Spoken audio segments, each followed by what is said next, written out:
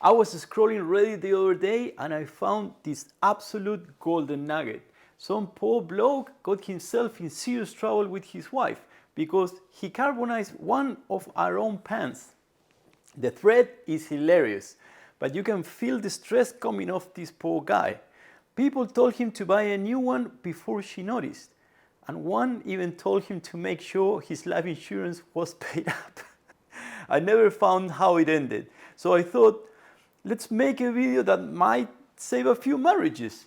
How to rescue a burned and complete carbonized carbon steel pan. The easy way. Let's get cooking. Hey, I'm PapaMau. I'm here to encourage and help people transition away from non-stick cookware as a way to care for their loved ones and for the environment. In this channel, I show how easy it is to cook with carbon steel and cast iron cookware. I share my experience as an everyday dad cook and as a weekend outdoor warrior. Welcome! Okay, for our video we'll try to recreate exactly what I read on Reddit. We'll be using a brand new Nitrided gigant pan and my cheap induction cooktop, which is a proven offender for sticking food into a pan. Induction blasts this massive amount of heat in no time, so it really makes it a lot easier if you want to weld food into your pans. So here's how the story goes. Okay, so our guy is cooking some sausages, and somehow instead of grabbing the oil, he grabs balsamic vinegar. By the way, it's loaded with sugar, and sugar is the #1 thing that welds itself to pans. Okay, so that's already looking rough. But you know what? Let's not go halfway. Let's add some barbecue sauce and make and really make this enema come true. This is the cheapest one I could find in the supermarket. All right, that looks as bad as he did. The sticky black stuff welded on. The kind of things that makes you want to hide the evidence. All right, so we need to fix it. If you Google this or read that Reddit thread, everyone throws the same 2 things at it. So let's try them first. First up is Bar's Keeper's Friend. This is the internet's favorite. And look, it does something, but it's slow. So this thing, don't even waste your time with this, all right? So I'll skip it. Let's go straight to chain mail, all right? If there is something, if you want abrasive or you want something that's gonna scrub without really scratching or damaging the seasoning, this is the way to go. Let's see how far we get. You see here, I'm working hard and the crust is barely budging. I'll get there eventually, like in 100 years. And the whole point of this video is to find the easier way to achieve results. Method number 2. This one's the boiling bicarb-and-vinegar trick. A good spoon of bicarb, water, a splash of vinegar, bring it up to a boil and let it bubble away. And this is actually interesting. You see, vinegar and bicarb, they neutralize each other. You mix alkaline bicarb, which is around pH 9, with acidic vinegar, which is around pH 2 to 3, and they react on the spot. Once the dramatic fizzing stops, all you're left with is carbon dioxide, which escapes, plus water and a little bit of sodium acetate, which is just a mild salt. So you basically made an expensive, weak salt water. 0 degrees in power, 0 cleaning power. Anyway, I left it for 10 minutes because we need to test it, right? And it loosened the soft stuff pretty well. But I don't know if it's gonna be enough to leave it brand new. You can see some black bits floating around, but it does nothing to the hard carbonized stuff. And another interesting find, the solution left a brownish color on the surface of the pan. That's most likely a mix of dissolved seasoning and a bit of light rust from the dissolved iron reacting with air.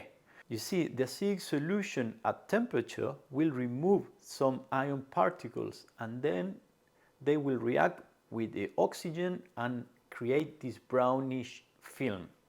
And this is completely normal and expected. It will not affect the pan's rust resistance in the long term.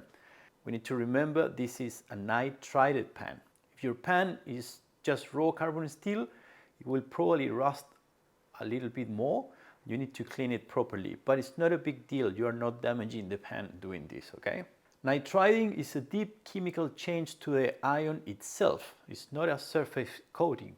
So the underlying treatment stays fully intact. And it will keep protecting your pan from deep corrosion once you clean off the surface film and re-oil it. So in summary, these methods are not wrong. They're just inefficient, hard work, and they don't really finish the job. Now, let me show you what I actually do. The trick is the following. You don't fight the carbon. You use it against itself. First, soak it. Let the water sit in there and soften the top. If you've got time, I like to leave the pan soaking overnight. And if you add a little bit of bicarb, it doesn't hurt. You want the carbonized crust to dehydrate and soak up as much water as possible. Now, step 2, and this is the important one. We need to heat the pan, but heat it slowly, especially if you're using induction cooktops, okay? We want the water to cook off and then just keep heat on it. We want to dry it out. You want it really, really hot, but you need to get there slowly so you don't risk warping the pan. What's happening here is that the carbon is drying out, and as it dries, it turns brittle and flaky. There it is. See how it's starting to lift at the edges? That's exactly what we want. You grab a metal spatula, something flat. It can be sharp, but not pointy. You get under the edge, and it's that easy. It just peels off. Look at that. No scrubbing, no chemicals, no wrecking your arm, no hard work. The brittle carbon cracks and comes away super easily. This will get you to about 90%. Looking a lot better.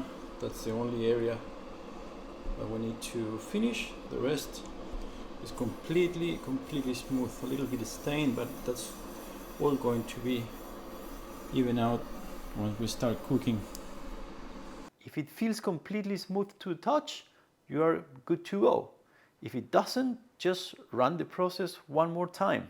In this case, to finish, I gave it a gentle scrub with Barkeeper's Friend and a small ring chainmail. And note that small rings and gently. That part is important. The bigger rings chainmails, especially when you put a little bit of force, they scratch a lot more, right? So if you can find these small rings chainmails, these are the best. I have some in the website if you're interested. Anyway, now most of the factory seasoning came off, and that's expected after what this pan's been through, right? But other than a few light stains from the carbonized sugar, it should be ready to perform. Okay, and that's our pan done. It looks a little bit stained, but it is completely smooth. You can't feel any bits sticking in there. So from here, you just clean it well, apply a thin layer of oil, and start cooking right away. Like this, 1 egg, straight in. It's not bad, right? Now, if you want to get the pan looking brand new again, you can add a couple of layers of seasoning. How do we do this? Easy. A thin layer of oil, wipe it all off with a dry cloth. Like imagine you want to take it away, right? Then you start heating it gradually until it stops smoking. You can repeat for darker color, and that's it. The pan is back to life. This is the same pan that was a complete disaster only 20 minutes ago. You really can't ruin these things, and with a little bit of luck, your wife may not even notice. So here's the truth. A carbonized pan isn't ruined. You don't need to scrub it to death either. And you definitely don't need to buy a new one and hide the receipt. Just soak it, heat it gradually until the carbon becomes brittle and flakes. The crust is just temporary. That's the easy way to remove it. The pan is forever. And that's the whole point of cooking with carbon steel. You burn something into a non-stick pan and it's landfill. But burn something into this, you just reset it and start again. And it will outlive all of us. There you go. So, to the bloke on Reddit, Mike, I hope this wasn't too late to save your marriage. And if anyone's watching this because they are in hot water, let me know in the comments. I'll see you in the next one.